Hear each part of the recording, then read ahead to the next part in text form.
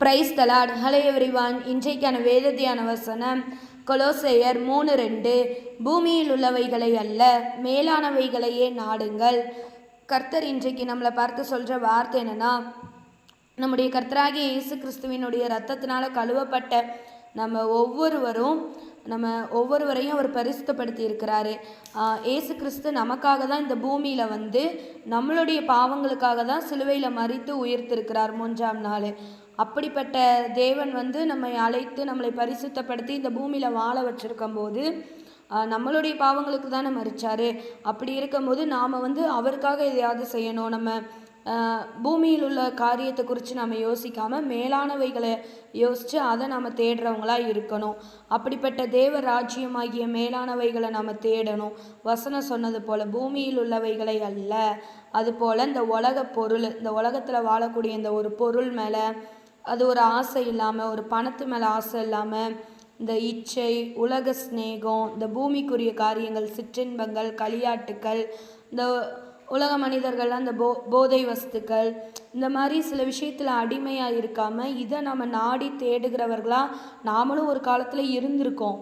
அப்படி இருந்த நம்ம தான் அவர் தூக்கி எடுத்து நம்மை ரட்சித்திருக்கிறார். அவருடைய இரத்தத்தினால, விலையேற பெற்ற இரத்தத்தினால நம்மை கழுவி இருக்கிறார். அப்படி நாம் இருக்கும்போது திருப்பியும் அந்த பூமியில் உள்ள காரியங்களை வந்து நம்ம தேடாமல் இருக்கணும். மேலான அவருடைய ராஜ்யத்துக்கு நாம் என்னெல்லாம் பண்ணணுமோ அதை நாம் தேடுறவங்களாக இருக்கணும். ஒருபோது ஆனால் நீங்கள் நினைக்கலாம், இதெல்லாம் சொல்கிறீங்களே, அப்போ நமக்கு பணங்கிறதுமே ஒரு அத்தியாவசிய தேவை தானேன்னு. ஆனால் நமக்கு ஒரு பண தேவையா, வீடு கட்டணுமா, இதெல்லாம் நமக்கு எப்பப்போ தேவையோ அதை நம் தேவனாகிய கர்த்தர் நமக்கு கொடுப்பார். நம்ம கேட்கும்போது அவர் வந்து அளவில்லாமல் தருகிற தேவன் தான். ஆனால் நம்ம அதிலே அடிமையாக நான் இருக்கக்கூடாது, அதையே ரொம்ப தேடக்கூடாதுங்கிறத இந்த வசனத்தின் மூலியமாக நான் சொல்கிறேன். அதனால் மேலான அவருடைய ராஜ்யத்தை நம்ம தேடுறதா இருக்கணும். ஆவிக்குரிய வாழ்க்கையே நம்ம அனுதினமும் வந்து அதில் நம்ம என்னெல்லாம் பண்ணணும்னு யோசிக்கணும். ஏன்னா இந்த உலகத்தில் வாழ்கிற லைஃபு டெம்ப்ரவரி தான். பெர்மனண்ட் லைஃப்பை நோக்கி நம்ம தேடணும். நம்ம அனுதினமும் இன்னும் ப்ரேயரில் கொஞ்சம் நல்லா கூடணும், அபிஷேகத்தில் இன்னும் நிறையணும், ஆவியின் வரங்கள் கனிகளை பெற்றுக்கொள்ளணும், இன்னும் அந்நிய பாஷைகள் நல்லா பேசணும், திட்டங்கள் தரிசனங்களை நம்ம ஆண்டவர்கிட்ட இருந்து தெரிஞ்சுக்கணும், அவருடைய ரகசியத்தை தெரிஞ்சுக்கணும்.